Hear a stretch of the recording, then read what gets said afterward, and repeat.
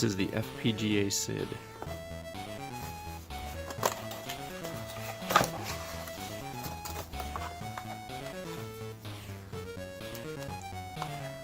I ordered it with the stereo AV breakout cable thing.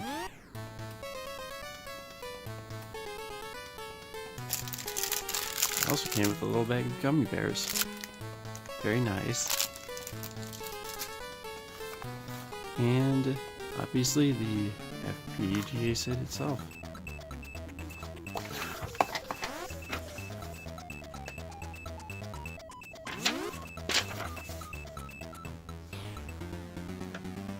Pretty simple little overview thing.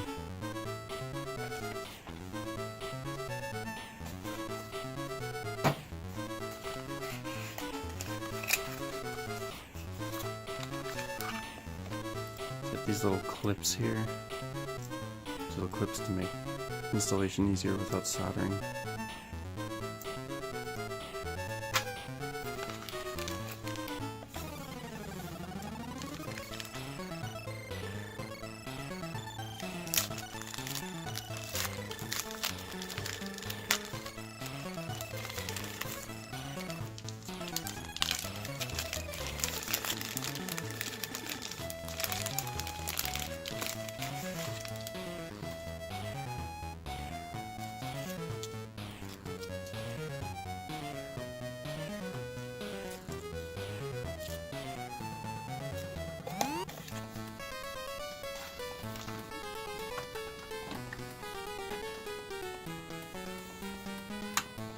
This is my,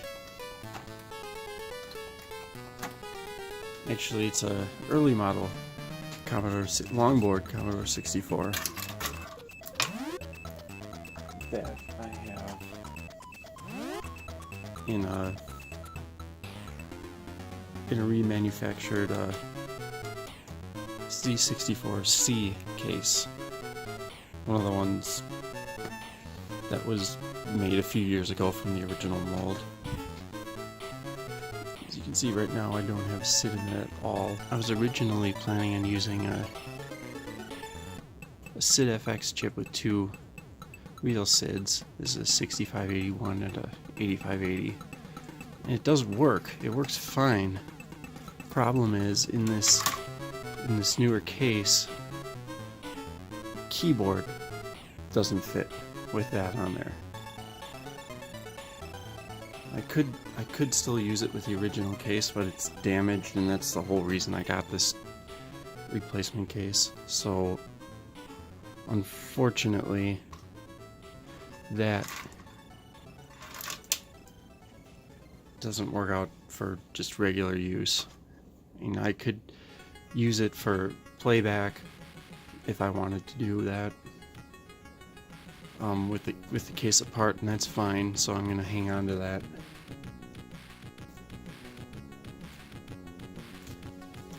Hopefully, I'm thinking, you know, since this thing is much smaller, obviously,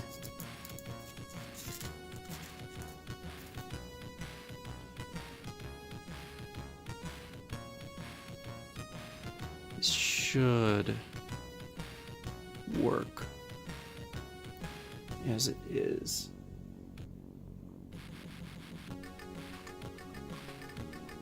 With the newer, or in this case with the keyboard. I don't have the brackets on, but I should be able to determine how well it fits.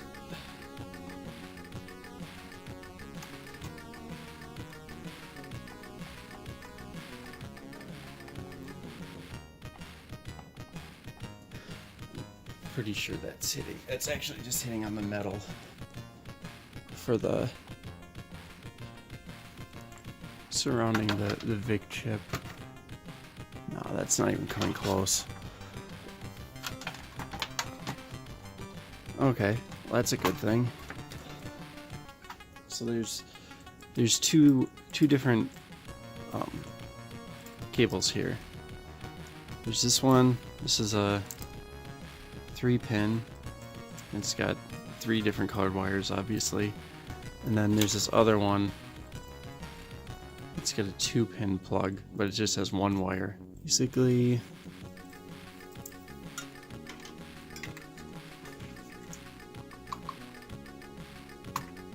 that goes on there.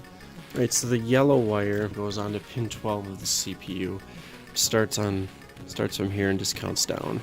So 1, 2, 3, 4, 5, 6, 7, 8, 9, 10, 11, 12.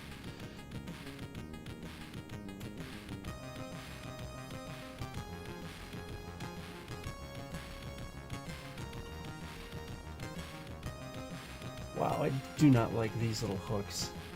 It's not good.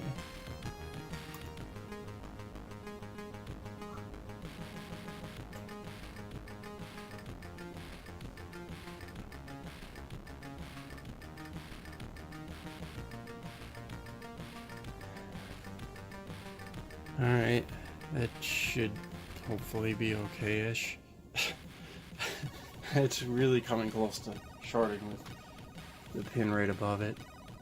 And then the black one goes on to pin 15.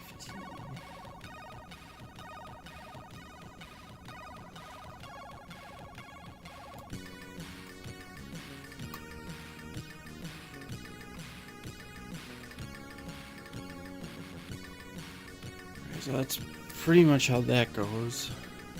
I believe pin 7.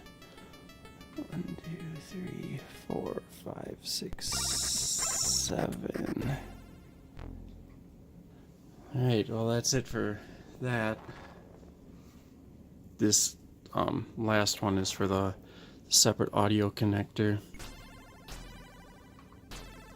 for stereo SID type stuff, and that just goes on to pin 7. This one here, so that's pretty simple. That's pretty much it for wiring it up.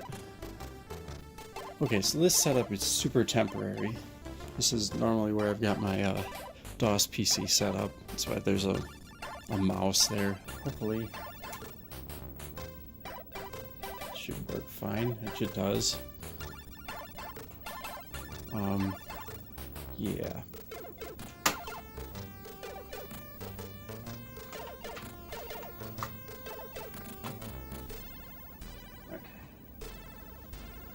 So, as I said, this is super temporary, but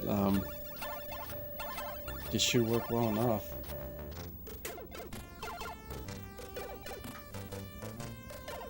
And of course, I don't have any keys on here because I'm working on cleaning this, so it's going to be a interesting. Oops. All right, so let's.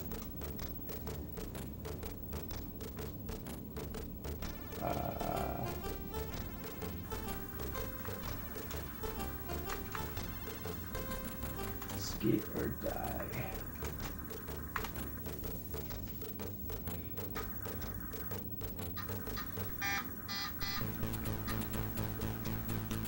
I haven't configured the SID at all right now. Here, I'll move the keyboard out of the way so you can see it though.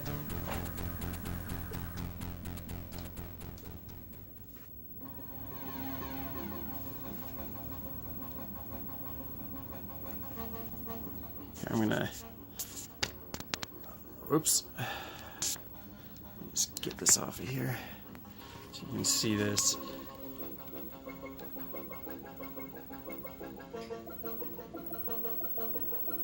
Little LEDs that kind of blink along with what's being played. That's kind of cool.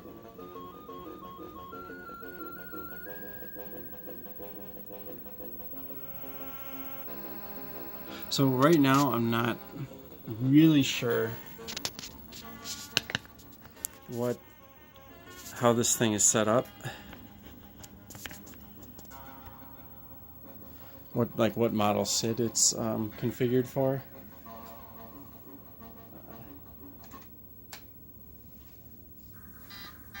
Like when it's not doing anything, it just kind of cycles, the LEDs.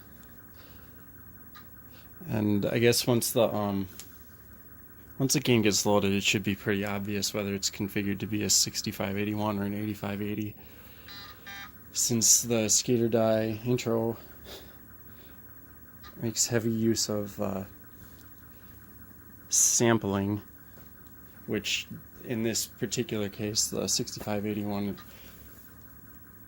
can do and the 8580 cannot. So if it sounds funny, then it's configured for an 8580.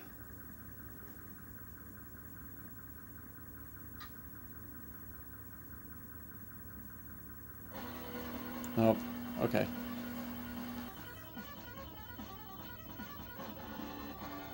But that looks really cool. I gotta get a zoom in on that.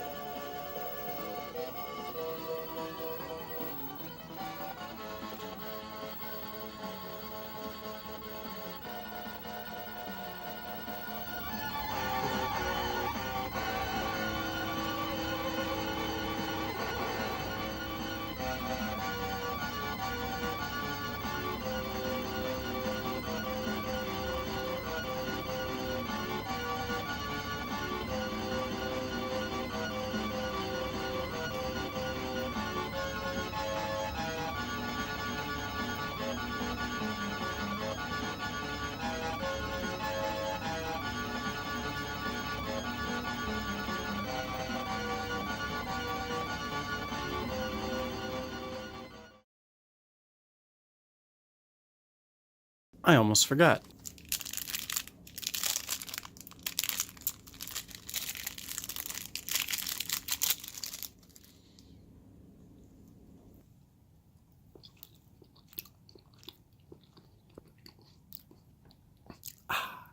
Delicious.